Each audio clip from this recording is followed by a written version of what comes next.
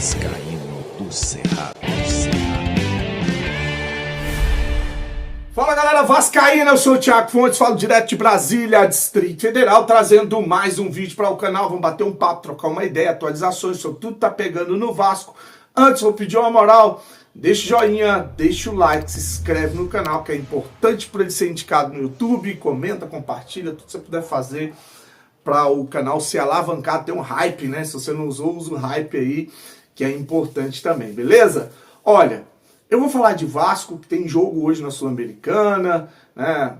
Tem a situação do Campeonato Brasileiro com o fechamento da 7ª rodada, mas antes, só para finalizar, ontem eu trouxe aquele vídeo sobre o Edmundo e acabou que ficou um trecho de fora que ele falou depois na live, e aí eu vou deixar aí para vocês, tá? Porque além de tudo aquilo que ele falou, que foi expulso da Sempre Vasco, né? Falou que tem muita coisa sobre o Pedrinho, que se ele revelar, muita gente que não gosta do Pedrinho vai gostar de saber. O Pedrinho até agora não se posicionou, nem ele, nem o Felipe, absolutamente ninguém, silêncio total depois das ameaças do Edmundo ontem. E o Edmundo finalizou dizendo o seguinte: eu ajudei a colocar, eu vou tirar ele de lá. Diz que vai ser oposição ao Pedrinho e vai fazer de tudo para tirar o Pedrinho da presidência do Vasco. Então vou deixar aí para finalizar essa guerra dentro do grupo Sempre Vasco. Verdadeiramente absurdas. E eu dou graças a Deus de ter saído, de não fazer mais parte dessa administração. E agora, ao ser excluído do grupo da Sempre Vasco, me decepciono com muita gente lá dentro também.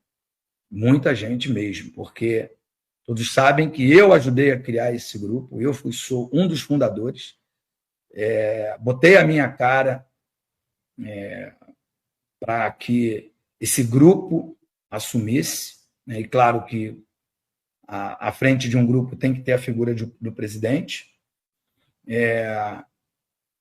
Todos nós entendíamos que o Pedrinho seria o melhor, mas hoje, de coração, eu tenho certeza absoluta de que eu errei, e errei de longe. Errei de longe. O ano que vem é um ano de eleição, e a única certeza que eu tenho é que eu serei contra o Pedrinho. Podem escrever. Contra. Totalmente contra. Eu tinha prometido para minha família não me envolver, não me meter mais na política do Vasco, mas eu me sinto obrigado a tirá-lo da presidência do Vasco. Esse será o meu compromisso com vocês. A não ser que ele consiga aí o título de campeão brasileiro, o ano que vem ganha Libertadores. Fora isso, eu vou me empenhar bastante para tirá-lo do comando do Vasco da Gama. Tá bom, pessoal? Bom, fechou. Agora vamos falar de futebol. Deixa esse povo se matando por causa de poder, né? Por causa de cargo, por causa de status, por egoísmo, por ganância. Agora vamos falar do Vasco, que é o que sobrou, o que sobra depois de tudo isso que a gente vê acontecer politicamente no Vasco, né?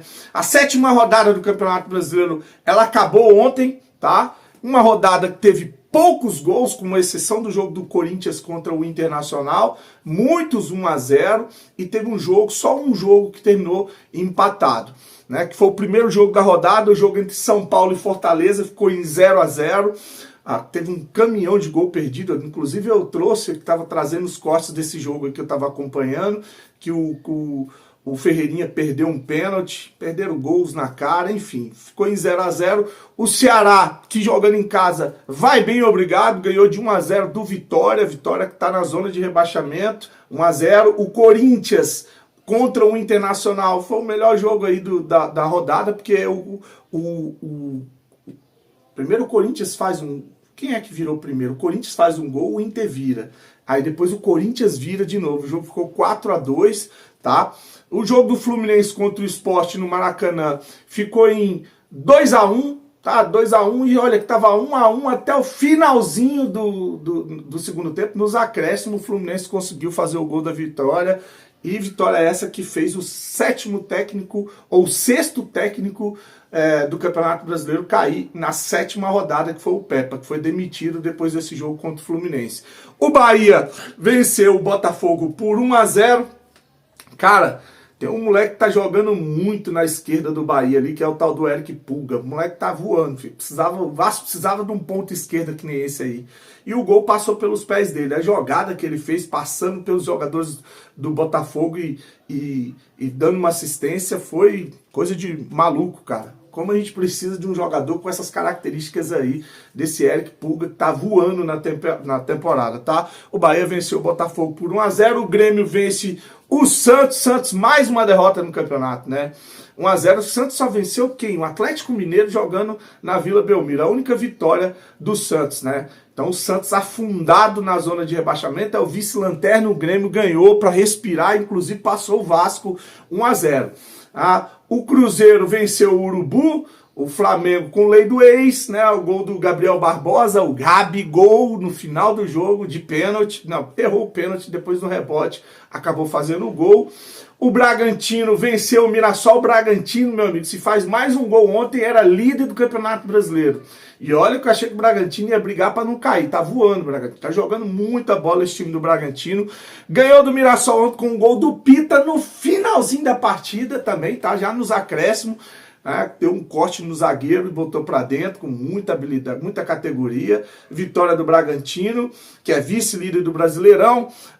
E o Juventude perdeu para o Atlético Mineiro. O Atlético fez um gol com Scarpa de falta, batendo para a área. Acabou que ninguém desviou, a bola foi para dentro do gol. Gol do Scarpa, depois entrou o Nenê. Meu amigo, o Juventude foi pro amasso em cima do Atlético Mineiro. Teve o gol do Nenê, que a bola trisca na mão do jogador de Juventude, acabou tendo que anular.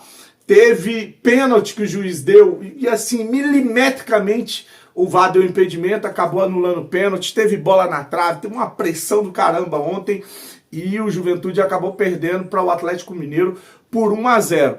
O Vasco perdeu para o Palmeiras, como a gente viu, acompanhou aqui, né, com um gol assim, dado de bandeja para o Vitor Roque. Vitor Roque, que era o virgem desde que chegou no Palmeiras, acabou fazendo o primeiro gol. E tá aí o final da 7ª rodada do Campeonato Brasileiro, que agora para rolar a Copa Sul-Americana. Mas antes vou trazer aqui a tabela do Campeonato Brasileiro. O Vasco despencou com 7 pontos, estagnado, 4 jogos sem vencer, empatou com o Flamengo, perde para o Ceará, perde para o Cruzeiro e perde para o Palmeiras. 4 jogos sem vencer, com 7 pontos, foi para 14º colocado, tá? 14º colocado. 14º colocado é o Vasco, 15º é o Juventude, 16º é o Mirassol. Todos 3 com 7 pontos. Aí na zona de rebaixamento vem 17º Fortaleza com 7 pontos também, tá? Mesma pontuação do Vasco. O Vitória, que é o nosso próximo adversário, é o 18º com 6. O Santos é o 19º com 4. E o Sport é o 20º com 2. Essa é a tabela do Campeonato Brasileiro. Como eu falei agora, para começar a Sul-Americana. O Vitória joga hoje a Sul-Americana em casa, eu acho. Hoje tem Copa Sul-Americana e o grupo do Vasco, né? Tem jogo importante hoje. Acho que quase 11, meia-noite, né? Bem tardezinho esse jogo aí do Melgar contra o Lanús. É o time argentino. Se o Vasco tem pretensão de se classificar em primeiro do grupo, tem que torcer para o Lanús tropeçar hoje. Se o Lanús vence hoje, esquece a primeira colocação. Fica muito difícil de alcançar o Lanús, porque a gente joga com o Lanús, com esse time do Vasco, encara o Lanús na Argentina, teria que sair ganhando do Porto, Cabede, do Melgar em São Januário e do Lanús na Argentina. Porque o Lanús vai ganhar do Porto Cabede jogando lá, que é o ponto grátis aí do grupo. Então, se o Lanús vence hoje, ganha do Porto Cabede, esquece. Lanús é primeiro do grupo, o Vasco pode conseguir uma vaga de segundo para fazer uma repescagem contra os times que vão ser os terceiro colocados na Libertadores, né? Então, para o Vasco classificar em primeiro, o que tem que acontecer? O Lanús tem que tropeçar hoje. Ou um empate, que ele vai para 6, ele tem 5, o Vasco tem 5, né? O Melgar tem 3, o Porto Cabede tem 1. ou uma derrota, que aí ele fica com 5. O Vasco vence o Porto Cabedelo jogando lá fora, tô fazendo aqui uma projeção, não tô dizendo que vai acontecer não, porque aí a gente só sabe das coisas quando a bola rola, né? O Vasco vencendo o Porto Cabedelo vai a 8 pontos, o Lanús ficaria com 6 ou 5, o Vasco encara o Melgar em São Januário, vence o Melgar em São Januário, tô falando para o Vasco classificar em primeiro, tá? Não tô dizendo que vai vencer não, mas em caso de vitória do Vasco em cima do Melgar, né, de 8 ele vai para 11. Aí o Lanús, que tem 6, vai pegar o Porto Cabedelo, 6, vai para 9. Se perdeu 5, vai para 8, enfim, um ponto de diferença. Basta o Vasco empatar com o Lanús na Argentina que o Vasco classifica em primeiro. Seria esse o caminho para o Vasco classificar em primeiro.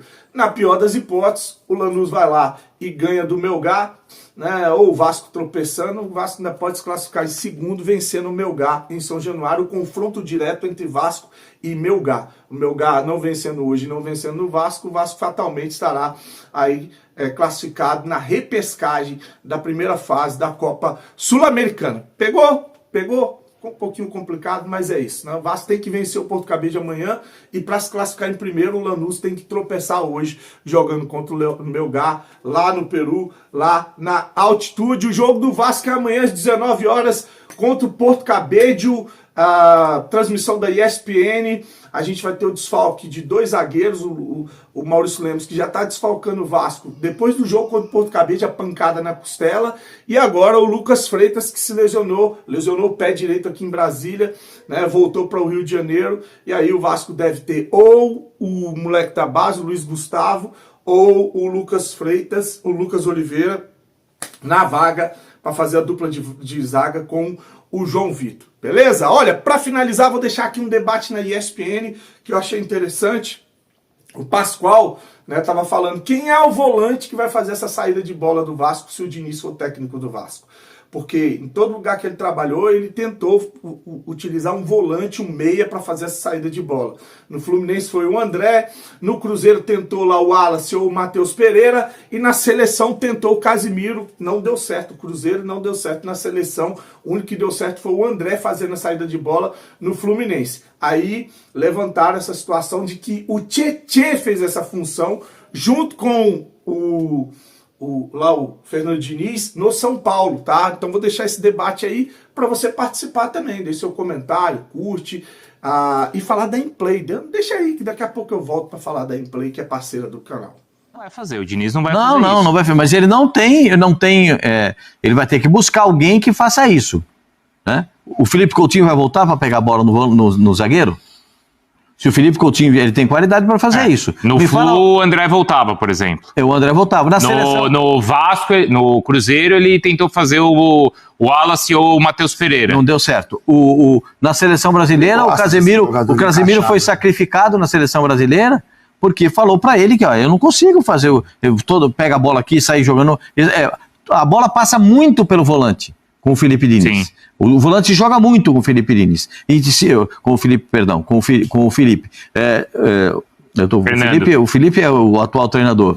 O Fernando Diniz. O Fernando Diniz, a bola passa muito pelo volante.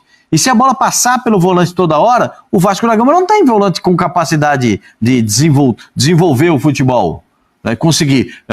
É difícil encontrar volante com essa capacidade. O Tietê fazia isso com o Diniz. Fazia O Tietê era esse jogador. No Osasco, né? Desde no Osasco e em outros clubes também. O Tietê foi o jogador do Diniz que fazia essa função de sair do meio campo e pegar essa bola do zagueiro. Mas lá no São Paulo, o Diniz e o Tietê parece que eles não conversaram muito bem, digamos assim. Já passou? Isso acho que já passou. Pelo que eu escutei, já passou. Bom, hoje tem Copa Sul-Americana, hoje tem Copa Libertadores, hoje tem a semifinal da Liga dos Campeões e tem o Fantasy Game que patrocina o canal, a Implay, cara. Se você ainda não baixou a Implay, não tá brincando lá na Implay e ganhando uma grana, tá dando mole.